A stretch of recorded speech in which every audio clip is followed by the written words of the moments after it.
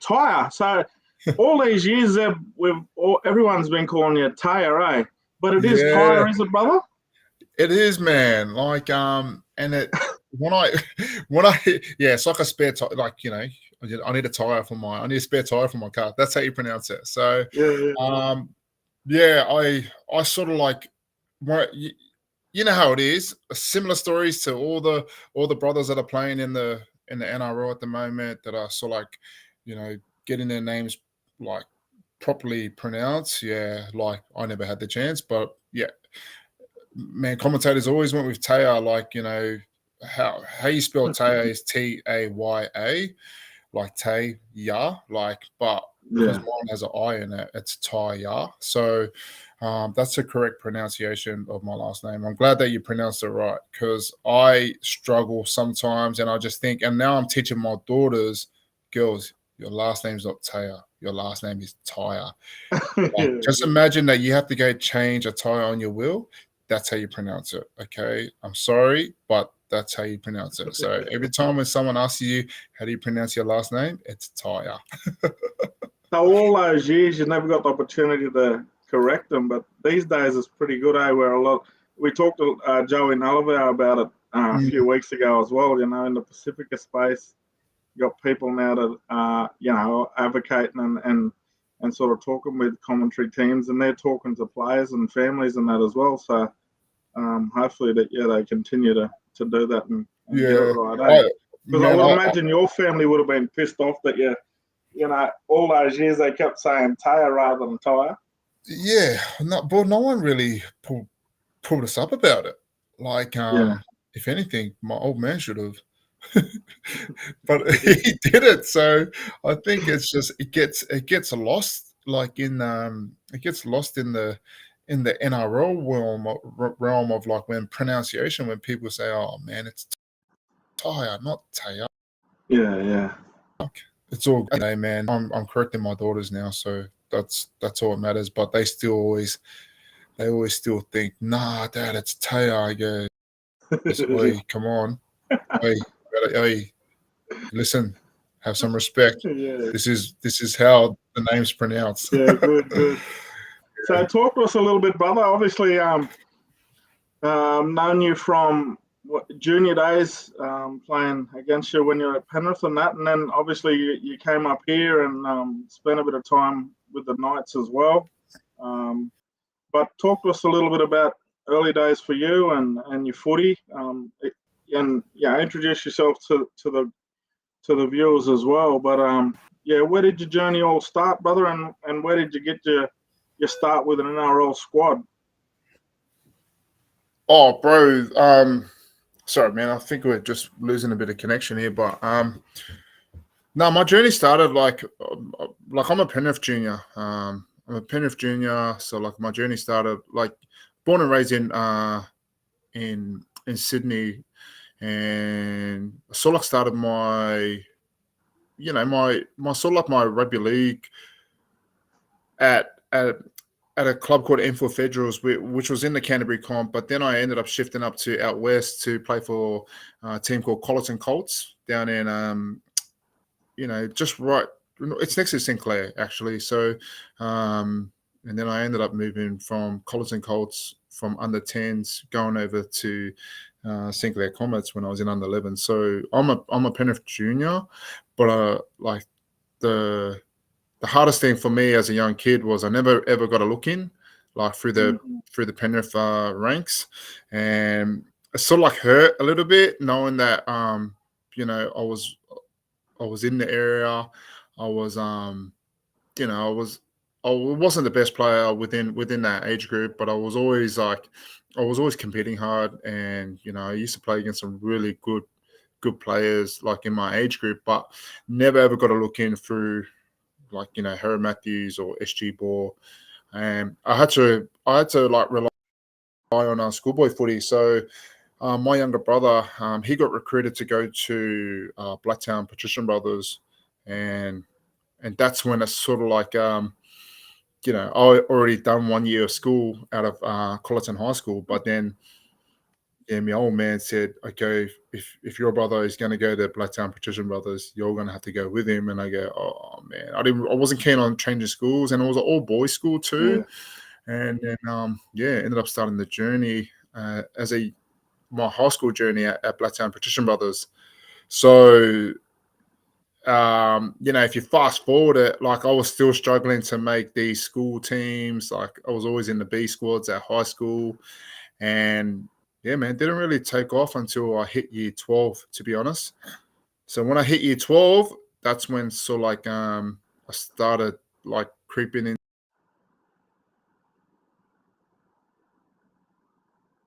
Then, or was it Penrith?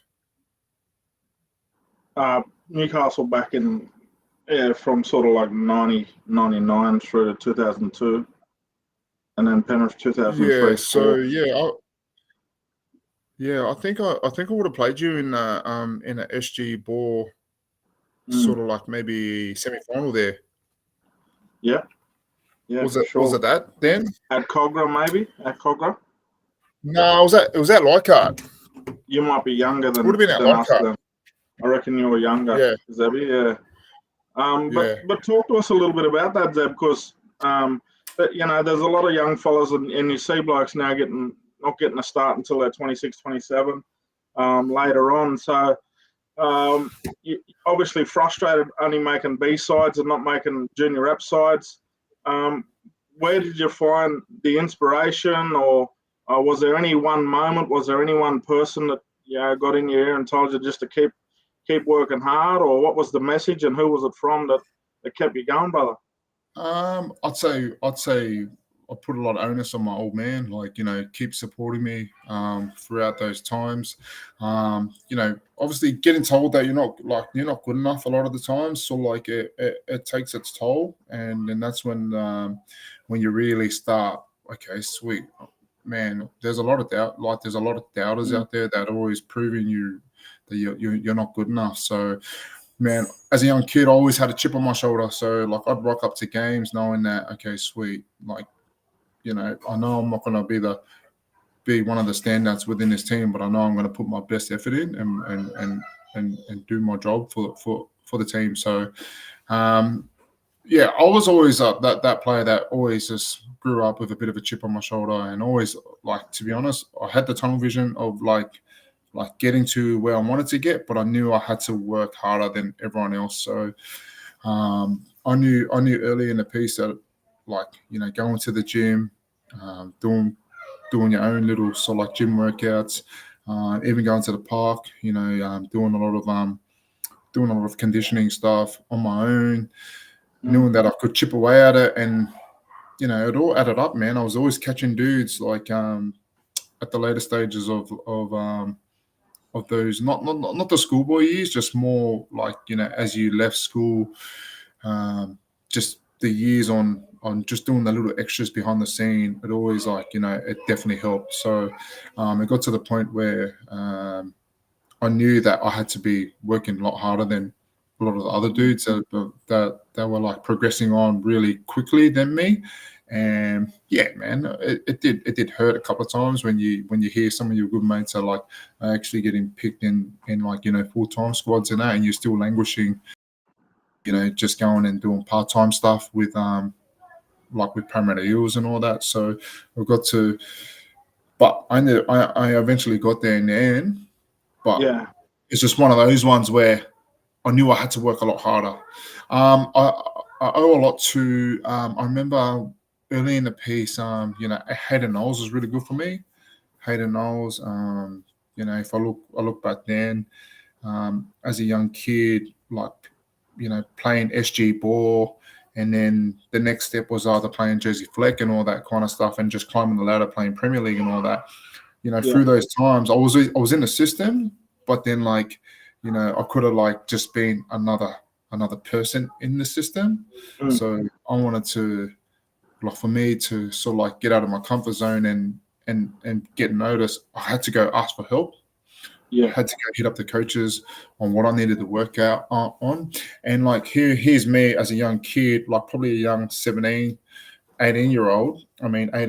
And, still enjoying like hanging around with your mates and sort of like going out on and enjoying, the parties as a young kid with your mates and that, but knowing that you couldn't do that all the time.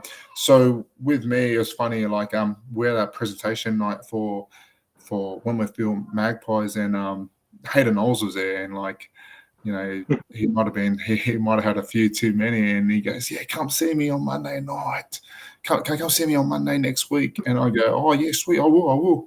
And then, I went and knocked on the door like at Parramatta, and I said, and he goes, "Can I please speak to Hayden Knowles?" So that was like the first time I came out of my comfort zone and went and goes, "Oh, I'm going to take this guy up on his offer," because he's the head and strength conditioning coach for you. So I ended up knocking on his door. "Hey man, I'm here, man." And it's crazy. He still goes around and tells that story. I remember when Zebuteo, when he was a young kid, he came on the door.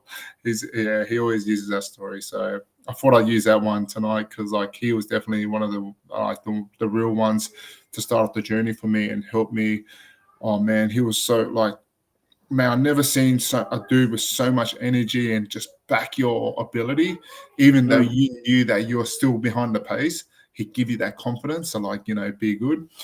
And some of the boys that we were playing with at the time that I can remember, like as a young kid coming through those ranks, like, guys like Felidi Mateo was good. Wala Haraki, Jack Afamasanga, like those dudes, man, like those are the dudes that I was competing with, like, because we're all playing a similar position. So, and we're all pretty tight as well, and we all had each other's back. So, coming through the system and being like competing with those dudes, I guess that made me a better player as well. I want to backtrack because you talk about getting a foot in the door there through Hayden at Para, right? But before that, were you always a back rower? And when you say you did your extras because you felt like you had to play catch up, what are some of the things that you were doing at the park to try and improve your game? Was it just fitness, or were you working on your game as well to try and be better with the ball in hand? Was it your footwork? Was it what were some of the things that you went and practiced yourself that you knew you had to be better at to compete with these other guys that were already in the system? To be honest, I felt like for me, having the ball in my hand, like I just felt like, just a lot of like my passing the ball really well. I felt like that was definitely a good trait to have.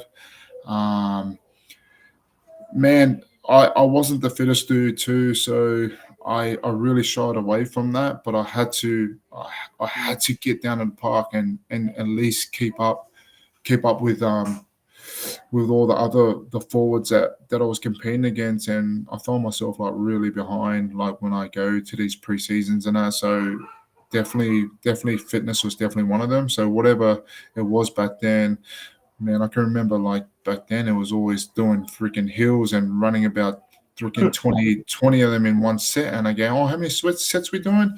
And they go, "Shush, don't ask." And like, wow. But that was a training that we did back in the day, man. At Parramatta, we used to run around and do the 5K run. And because you had the park there too, eh? Yeah, Parramatta Park. Man, we had everything, man. It was like, cuz we never had the sand dunes. We had just like the park, the Parramatta Park, and we had to just run around it. And that was like, and we had to do that once, and then come back and do the hills at the amphitheater. That's what they call it. Do the hills, mate. And we used to do zigzags up and down the hills, and then like, you see all the brothers at the back just struggling, and I go, "Oh man." And I credit like me being in the middle of the pack, knowing I've already I trained my body up for this kind of stuff. So I think knowing that I had to do a bit of extra to just even get to the middle of the pack, So but with the weights and that, I used to go to training and like do the weights at training, but then I ended up doing those ones and going straight to the gym after and doing some more weights. Yeah, good. Just trying to put on some muscle, because I was always skinny as a young kid, and I never really hit the 100 mark till I was probably until I broke my leg. Actually, I broke my leg in and Jesse Fleck, I think. So that's when it sort of like that's when I started putting on the weight. I think the island blood started kicking in, bro. The metabolism went, bro. Yeah. So Yeah. your message there be for young fellas that, on the fringe, like Stephen Crichton's a good story. He always talks about, he never made the first sides until he was later on in high school and stuff as well. What would your message be to the young ones who are, there or thereabouts and not making these sides and could go either way. They could give up or they could do what you did and put in the extras. What would your message be, brother?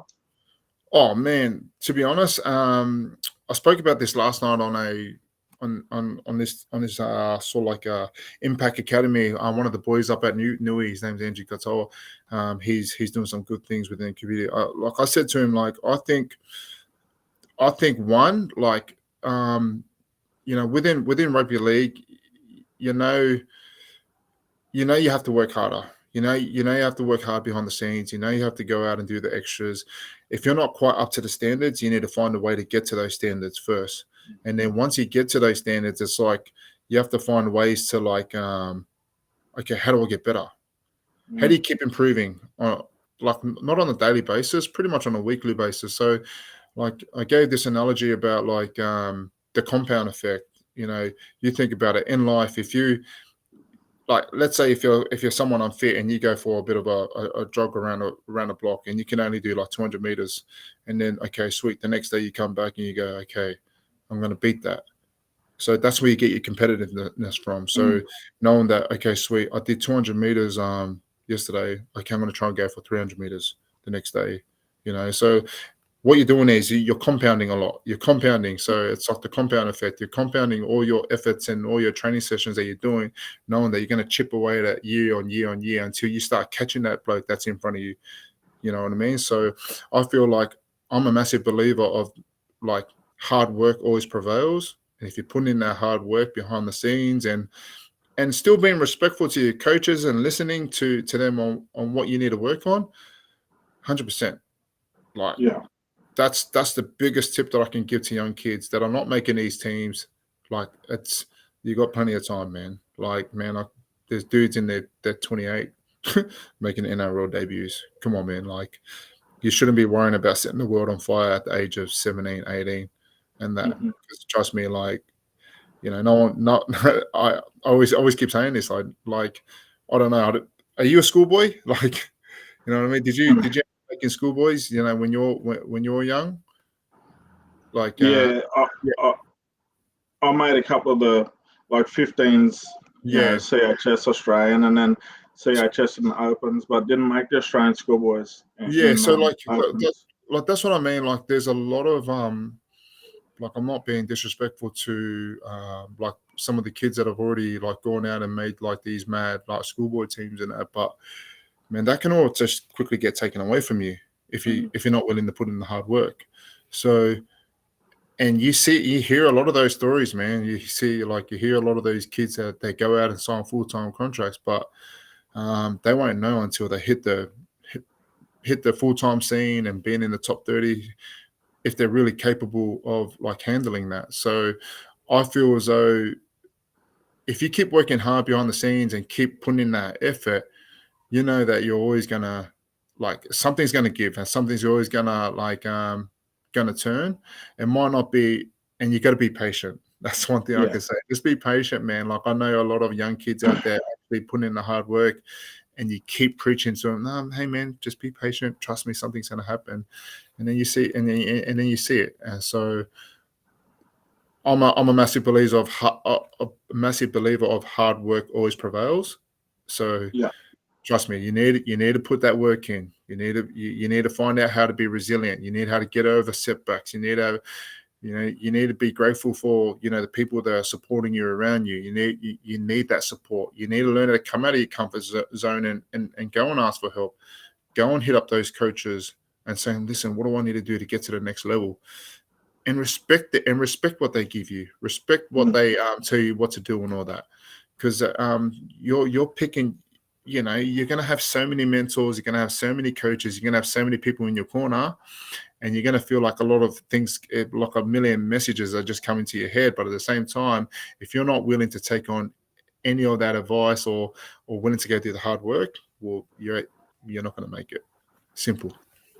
Yeah, good. That's what being coachable is all about. When people say they want a kid that is coachable, tell the young ones what that means. And you obviously touched on it there with asking questions and be willing to listen to constructive criticism and feedback and that as well. Because like what you just said there, Zeb, is classic example, and what I say to a lot of the young fellas, and especially my own kids, but opportunities might not come around twice. I was one of those fellas. I had everything handed to me, signed contracts when I was 14, made the Australian side of 15, New South Wales rep sides at 17, opens, and I was out of the game at 20 because I wasn't willing to put in the efforts. And I always tell them that, get into good habits because they'll follow you for the rest of your life.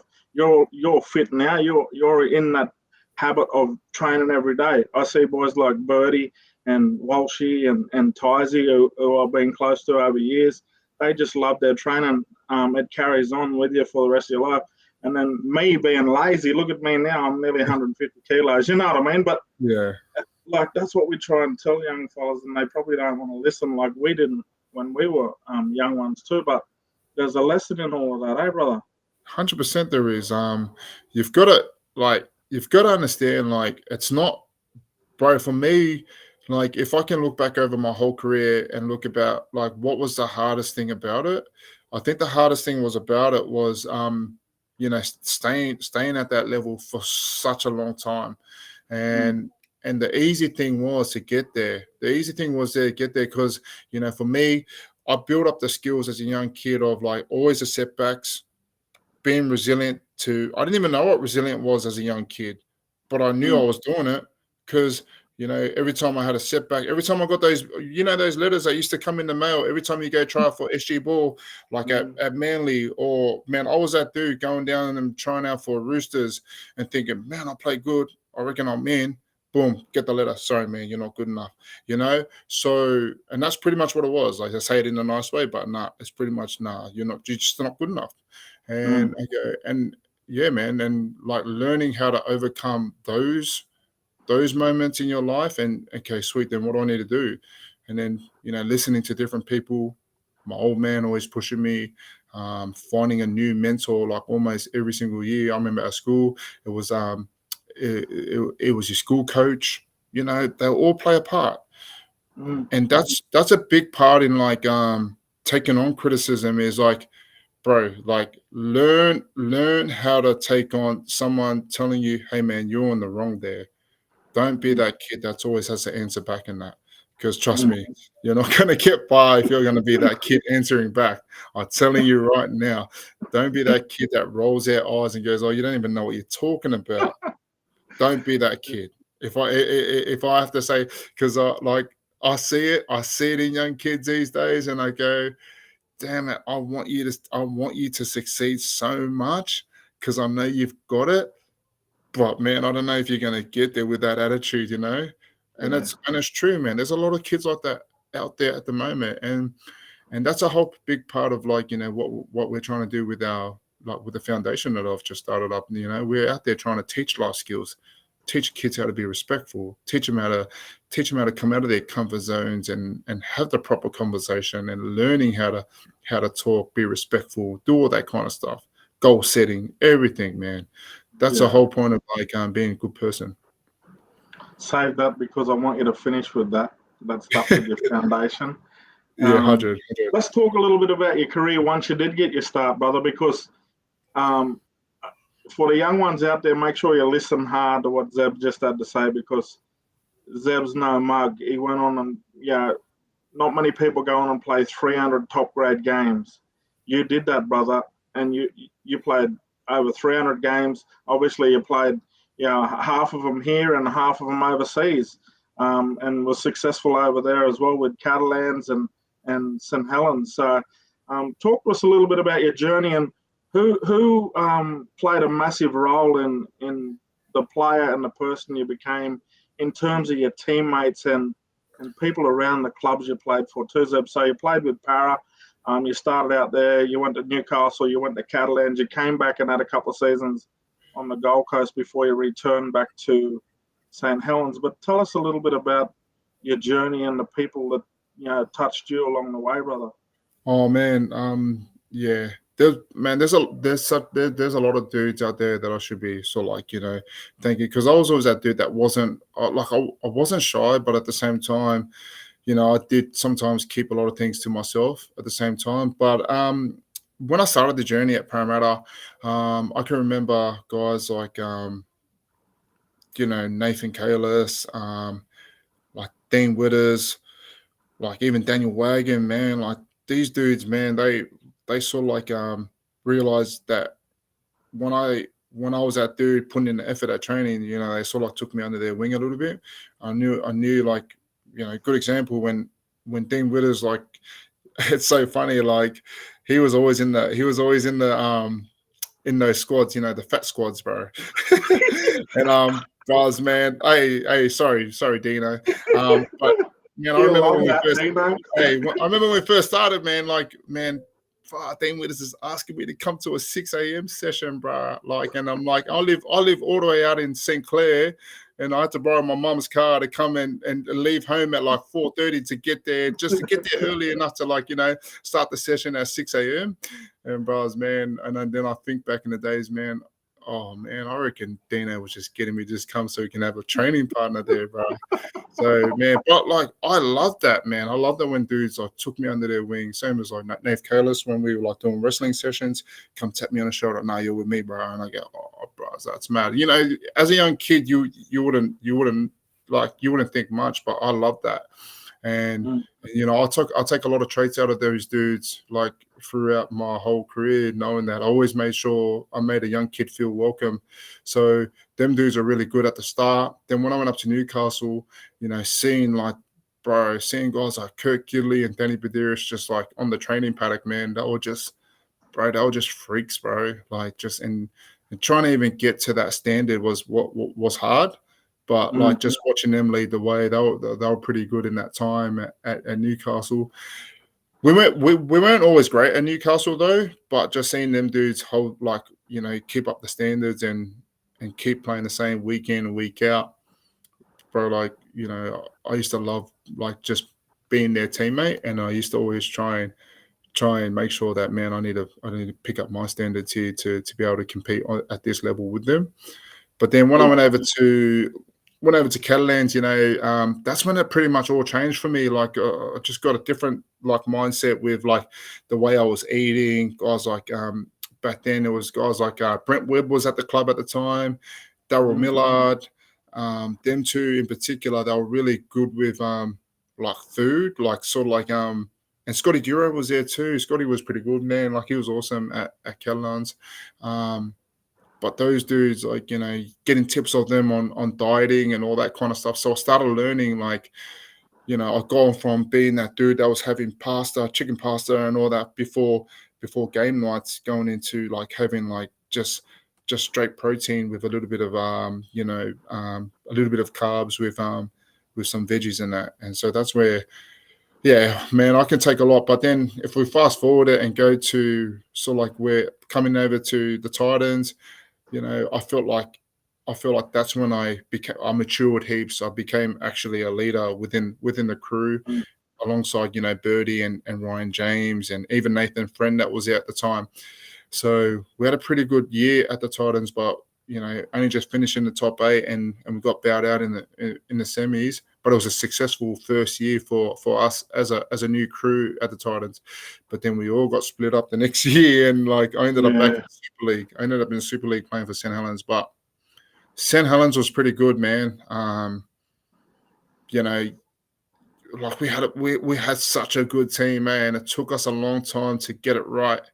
And it took I was there for 4 years, and it took to about the last 2 years to, go and win some trophies. So James Roby, bro, one of the all-time legends of the game, man, I was just in awe of what he'd done every single game as a number 9. And had a stint with had a little stint with Benny Barber there for a bit. He was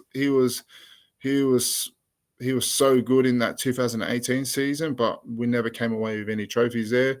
But man, the way he came over and sort of like set the whole Super League on fire was crazy, man. He was the best player by far in that comp that year, and he won the Man of Steel. And then, bro, like guys like Johnny Lomax was pretty good too. Like had a good relationship with him, like on the field and off the field as well. So yeah, there's a lot of dudes that I crossed paths with that I could say, you know, they really, you know, played a part in me being who I am today.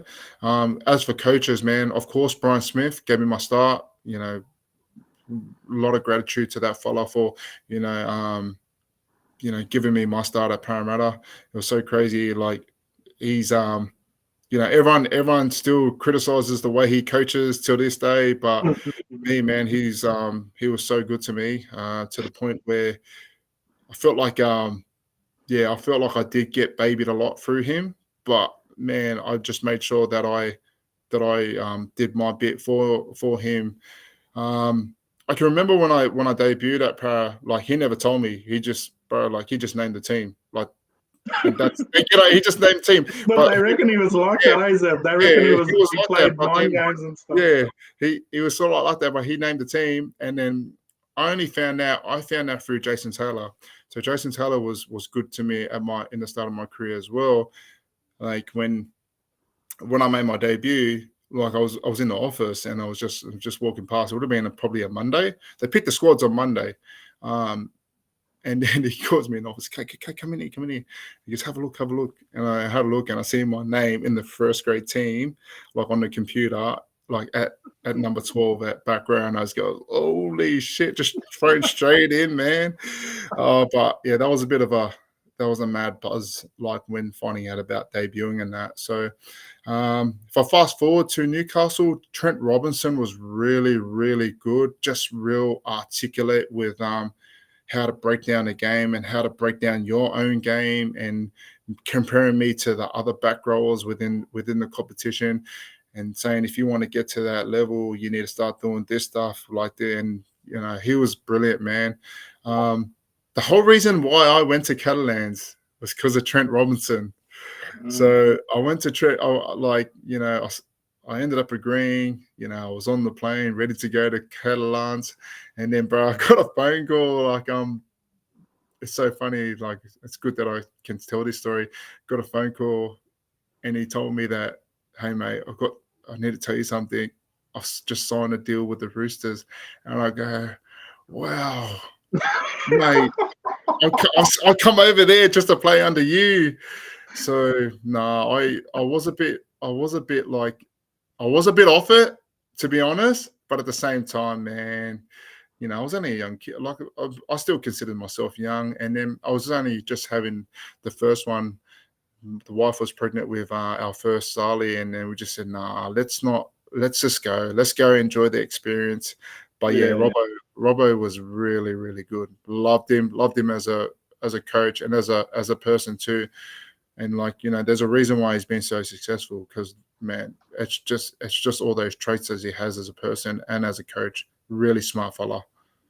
When you went to England, did you go that time obviously for opportunity with Robbo or to play under Robbo? Why did you go the second time? Did you feel like you were pushed, or did you just go for opportunity, or the second time because you liked it the first? Nah. So the second time, when I came back, the plan was to retire after the Gold Coast Titans contract.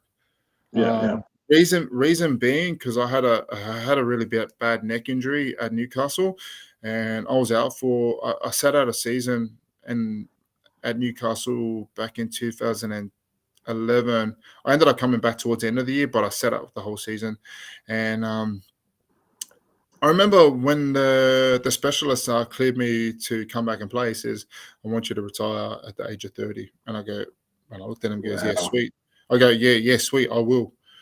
Bro, I just wanted to play. Yeah. But then, man, when it got to like me turning 30 and I was still over in at the Dragons, okay, fine, man. Am I pushing it? Like, I started having a bit of doubts in that, and says, nah. Like, so I had to really flick the mindset, thinking, okay, sweet, man. Like, you take a risk taking the field. You know, go out there and still play the game that you love, and just keep doing it. And then if something ever happens, it's like you would know. So, man, I ended up playing for another.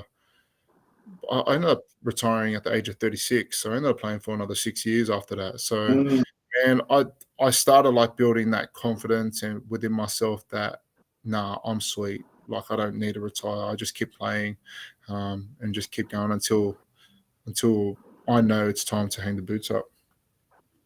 yeah, yeah. What about the rep stuff? You obviously played. You represented New Zealand, but you also played with Cook Islands. So where does that come from, brother? With your heritage? Um, oh man, this is a tricky one, man. Like I am a full blooded Cook Islander. So, but I was born and raised in Australia. But growing up, man, I always thought I was a Kiwi, bro. I always thought, cause man, I'm full Kiwi. Because my mum and dad were dad was brought up in the islands, but mum was brought up in Auckland in a place called Mangere. So, but when Dad came over to New Zealand, he was brought up in a place called like Otara. So, they were brought up in the roughest places like within Auckland. But then, yeah, man, every time I used to like spend probably 3 to 4 months, growing up like in New Zealand, for the first 4 or 5 years of us being born. So, um, yeah, it was always going back and forth to New Zealand and that, and yeah, I always considered myself being a Kiwi, but um, yeah, it's crazy. It's crazy how that rep things like with I remember Brian Smith hitting me up one year in 2009, and I was having an okay season at Newcastle, and he said, "Hey man, you need to make a choice because I've got city and country selectors, city selectors hitting me up about you and what you want to do." And then I had to go home and make a decision. I spoke to my parents about it. Spoke to just spoke to them about it. He goes, "Oh, what do you reckon? Like, obviously there could be an opportunity with the way I'm playing that I might make a rep team this year." And my mom just said, "Nah, choose to play for New Zealand, please." Even though I spent my whole life in Australia, and I go, yeah, okay. So at the time I did it because it was my parents' blessing, and then my old man goes, yeah, yeah, yeah, you know what? Choose what you want to do, but I reckon it'd be a good look for you playing for the Kiwis. And yeah, so we went from there, and then I ended up making the Kiwis the next year. So, bro, that was awesome, man. That was an awesome feeling. Got to be like I'm in that brotherhood circle, like of boys. I only played one test match, but bros, it was a good feeling. I loved it. I loved it. I loved being around the boys, bro. I walked in there, bro, and I walked out a proper Kiwi. It was good, man. It was, What would you say was your proudest moment, brother? bros, to be honest, always like I'd say like my proudest moment.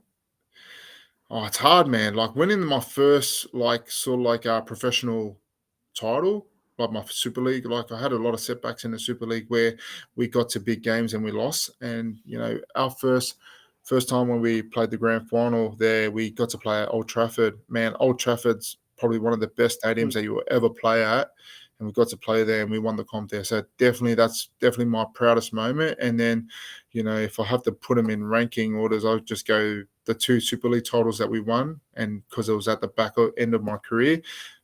But I'm not taking anything away from my that one test that I played for New Zealand, and also the World Cup campaign when I got to captain the Cook Islands. So, man, if I have to put them out, those will be my proudest moments in my career.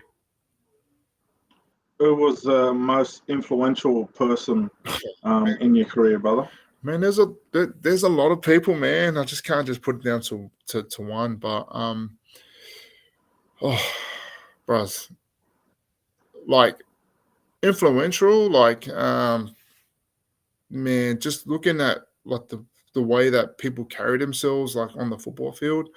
And there was always one from each club. Like, if I'm looking at Newcastle, I'm looking at guys like Kirk Gidley, your Matt Hilders and your Isaac De Gois when I was playing there, bro. Them three players, man, and like obviously Bedsy. But then when you fast forward, you go to St. Helens, man. Your James Robies, man. Like they were so influential, like in games and that. So, but man, there was a lot of good teammates that I played with, man, and that's always the toughest question, man, to answer. Just can't give you one solid one. Who was your toughest opponent in terms of your back row? I don't want to. I don't know. I don't know, man. Like I feel like when I was at the top of my game, like I felt unstoppable. But thinking about dudes that I used to struggle against, guys like Bo Scott when he was on, like Benny Cray as well, like when they were in their prime. Even towards like my Super League time, like John Bateman, competitor. Like they were good dudes to come up against, man, and they were tough. Always idolized for me when idolizing like the back rows growing up. I always used to look up to like guys like Joey Nolliver and Tony Polator as well. So they were good dudes. If I was going to add into that influential part, but the toughest opponents, bro, probably them dudes, just like tough dudes, man. Just always got the job done for their clubs. Yeah. Who was the best you played with? You just mentioned a few. You reckon those guys like Roby and that? Yeah, 100%. Up there as well in the top echelon? Yeah. Guys like James Roby, your Kirk Gidleys and Danny Badirises, even like, guys like, like I mentioned, like the toilers, like Matty Hilders and Isaac De Gois, man. Like, I used to love playing with them dudes because they always used to just turn up and do the job consistently every single week, man. They were good. Indigenous round this week, brother, in the footy. Or before we get to that, who did you look up to? Like you mentioned the Hair Bears, Joey and Tony. But when you were a kid, did you always support Penrith being in the Penrith area? Yeah. And who did you look up to as a young fella? Bros, those dudes, man. Like I used to love, as a Penrith junior, man. We used to always like catch a train up to Penrith and walk to the stadiums and watch the games on the hill, man. And it was like it ended up being like a place where you can go safely hang out and watch the games, and straight after the games just get back on the bus, get back on the train and go home, So bro, that was like when it was a Friday night game, that was always our Friday hangout. We used to go there, watch the game on the hills, like, with your mates and that. And yeah, Penrith was always that club that, I idolized as a young kid. Supported them all the way when they won their first competition and that as well. So I still like support them now, man, because I just love what they're about and what they're doing in the game at the moment. They're just, man, they just keep turning up and keep surprising everyone. Like it doesn't it won't faze me if they go and do a 3 in a row, man, to be honest, because man, they still got the team to do it. Let's talk a little bit about your AIM stuff before we finish up with the Indigenous round and some of the players you played with over the years. Talk to us a little bit about what you're doing with AIM. Yeah, so last year we started up. There's me and a couple of other boys. We started up the AIM Foundation. It's a non-for-profit youth development organisation. We target all the schools and the youths around Southeast Queensland. So we're delivering holiday programs. And in-school programs. So we've got 2 programs at the moment. So we've got our GREAT project that we do on holidays, and we got our THRIVE program that we do in schools. So our GREAT project is it's an acronym for gratitude, resilience, empathy, achievement, and teamwork. So it's a bit of a teamwork sort of like based program.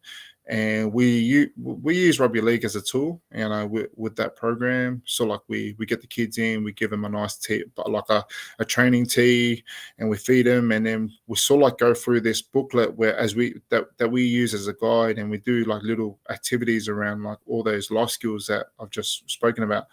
And then we got our in-school program, which is similar, but at the same time, it's more about like, Thrive is another acronym, and we cover topics of how to talk, how to be honest, how to respect people, your own identity, visualizing like what the future looks for you, so your goals, and then your environment, who the people that you're hanging around with, and you're always a product of your environment. So yeah, we're trying to build good young people. At the moment, we're only targeting the boys at the moment, but like we know that this has got legs to like attack the girls as well. So until we find a pretty good facilitator that wants to come out and help us with that, that's sort of like got a bit of a profile about them. Like it'd be good if we can branch this out to the girls as well.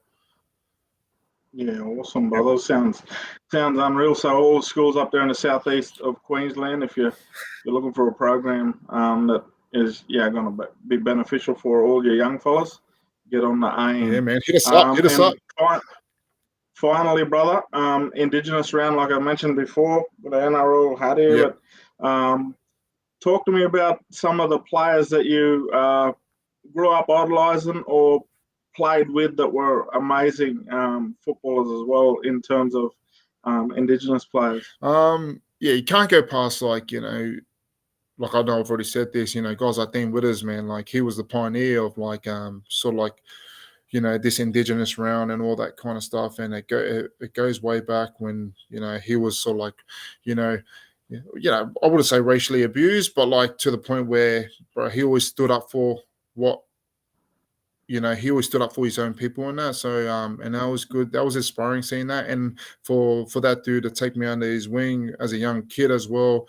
Like it's always good seeing him and having a yarn to him about what he's doing. He's doing so like a lot of good things within the NRL community, and not only that, doing good things for the people as well. But he's definitely one of those dudes, bro. I'm trying to think about all the other brothers that I used to knock about with. Guys like Benny Barbs, man, mate. What a freak of a talent he was, man. Like he's probably one of the best like players, like freakish wise, that could just pull something out of nothing, bro, and do something really well on the league field. Man, he's still got it. I reckon, like, if he really wanted to, he could probably still play in the NRL. It's just someone give him a chance, man. That's right. Yeah. I remember coming through when we were young fellas. I was a bit older than you, but players like Dave Peachy, and you talk about pioneers as well. Peach was one of those fellas that was first one to sort of speak up and be proud of who he was as well. Presto was around that time, and obviously Presto was monumental in the All Stars clash. He's got his own foundation doing great things now, but I love watching, and I always say to, I have a bit of a joke about, young fellas like Radley and that are just tearaways now, but would have been good to see them up against fellas like Tallis, because Tallis was meat. Oh, yeah. He was a meathead. Yeah, Did you play against Tallis? No, I didn't, and I'm glad I didn't, because freaking, bro, he would have been a bully on the field, man. Yeah, bro, it's like, he's another one that, like, at the start of your career, you knew who Gordon Tallis was, and you try and mold your game around him because he was so tough. And, man, it takes a lot. It takes a lot of energy, man. And seeing guys like Victor Radley and all that just go hard out and just love to bang dudes, man. Them dudes must be fit, bro. Those are the dudes that, like, hey, when you're at training, you just want to stay away. You stay away from them, man. Even when it comes to wrestle, because they're just 100 straight away. Man, I had a lot of teammates like that. Come on, man. Just a gentleman's agreement. Just, hey, relax with the pummels, man. Come on, man. It's only training, huh? Yeah, it's only training, man. Don't be that one, man. But then you respect them. You respect them, like when they do the training, they do it on the field. So my obviously got to give the boys a plug too. Walshy, Lukey Walsh, Brad Ty, and Greg Birdo played a lot of footy with growing up, good mates of mine. But probably the fellow that I look forward to watching week in, week out was a fellow by the name of Matty Bowen. Yeah. I loved what he bring. 100%. He was unreal. Talent. Mate, he was another scary dude to play against, man. Because like I remember playing against him up at I played against him a couple of times like at Townsville, but bro, him and JT, man, so you had to be on your game. You couldn't afford to be lazy on the inside or walk or do nothing because, man, bros, them two together, man, it was just always scary, man. Even guys like Greg Inglis, bro. Like, if you ask me who the scariest opponent, if you ask me the scariest opponent that you've ever played against, it was Greg Inglis by far. The crazy thing I remember about Greg Inglis was like, man, he used to just carry the ball in his left hand, and he had to fend across his arm. I goes, man, those are long arms, man. He'll palm you down the right, but then he'll palm across his body too. I goes, wow, that was crazy. And when he went to fullback, it was even scarier because, you kick it, you couldn't kick it away from him. He was always there, and then just running the back. And he always picked out the weakest defenders. He always picked me out too. Yeah, more space for him at fullback too. He was unreal. Yeah, man. Oh man, there was a lot of come to think about it, like all these names that just keep popping up in your head. There was a lot of good Indigenous players when I was playing and when I was sort of like starting out the journey, and like Greg Inglis, Matty Bowen, JT, Pros, they were like, if you had to name a mad Indigenous or like All-Stars team, bro, them two will be on the top of my list to be in that team running amok. It's sad that you can't. Yeah. It's sad that you can't, like, I don't know, but at the same time, like, it'd be good to bottle them up. You know what? It'd be good. It'd be good to have him in like a World Cup, man, because you would make a good team, man. Trust me, you would. Yeah, definitely. Yeah. I remember Aboriginal side as a young fella, they put me in with like Darryl Trindle and Joe Williams and Robbie Simpson, Carl Webb, and these sort of fellas when I was only 18 out of school, right? And Steve Ella and Cliff Lyons were our coaches. And obviously I knew a little bit about Cliff Lyons because of the Manly Newcastle Jewels. Yeah. But I didn't really know much about Steve Ella. Beatso was around as well. So these sort of fellas that when you're young, you just had no idea about, and you didn't realise you're among greatness, you know what I mean? Yeah. Like, Beatso was just like one of the boys anyway, Hardy Beatson. That's crazy, man. But just scary thinking back as well to those sort of days. I remember when I was young and like had the manager, and the manager was like introducing you to like all these dudes, and I just had no idea who they were. Like even like guys like Artie Beatson. I remember meeting him once, and I was like, I know you've played before, but I didn't know how good you were. So like, Dean Young too. I met him, and he was such a big unit. And then he used to go, bro. I remember the first time he looked at me, he goes, quite small for a back rower. And I went, oh wow. You know what I mean? That's coming from like a legend of the game, and then like I'm just going, I go, damn. When dudes are telling you that, he goes, man, that's a bit of shot to the confidence there, man. Yeah, definitely. Well, appreciate your time, brother. Thanks for coming on. I know the viewers appreciate the chat, and a lot of the messages you gave, the viewers, especially our young fellas as well, young men and women coming through. Some of the things that you've passed on to them, that you got taught yourself, but that you've lived by. And like I said, not many players have played 300 games. You've done that, brother. So you should be proud of your career. Keep doing the good things with AIM, and we'll keep an eye on it all, eh? Yeah, man. Appreciate it, brother. Come on, Zep. I appreciate it, man. Thanks for having me on, brother. Like, I remember those times in Newcastle, mate. Come on, man. We've come a long way, brother. Yeah, definitely. For sure. Sweet, bro. My man. Appreciate your time, Zeb. Catch you up, man. Thanks again, brother. Later. Yep. See you, See ya. Zebby Ty there, guys. So that was season 2, episode 10 in the bank. Obviously, probably 10 minutes into the Bronx game now. So if you've been watching, thanks for tuning in. And if you catch it later on, enjoy. But enjoy Indigenous Round as a whole, guys. And we'll see you guys next week. I think next week we got obviously there's a massive fight on the weekend, Devin Haney versus Vasily Lomachenko. We're going to talk to Robert Gummy Toomey on Monday, who's got a fighter in the fight night next week in Melbourne. I think that's the 24th.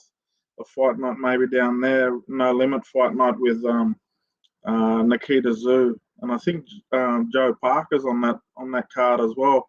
So we're going to talk to Gummy Toomey about the fight game and discipline that he's sort of learnt and maintained over the years as well. We talk about fitness and maintaining a routine. Gummy Toomey's still getting up training 7 days a week down here, and he's in his 40s. So yeah, we'll talk to him about the boxing game. Obviously the big fights, and one of them being made this weekend. We saw one a couple of weeks ago with Tank and Ryan Garcia.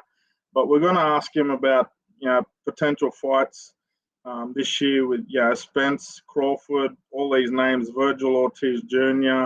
Morrell's come out now in the light heavies and wants to take on Benavidez and Bivol and Canelo and all these guys. So we'll see if any of those come to fruition. But we want to ask Gum why they might not as well. So we'll talk a little bit about politics in the boxing game on Monday night, but I'll put all that information out over the weekend, guys. But enjoy Indigenous Round, and we'll see you next week for Gummy.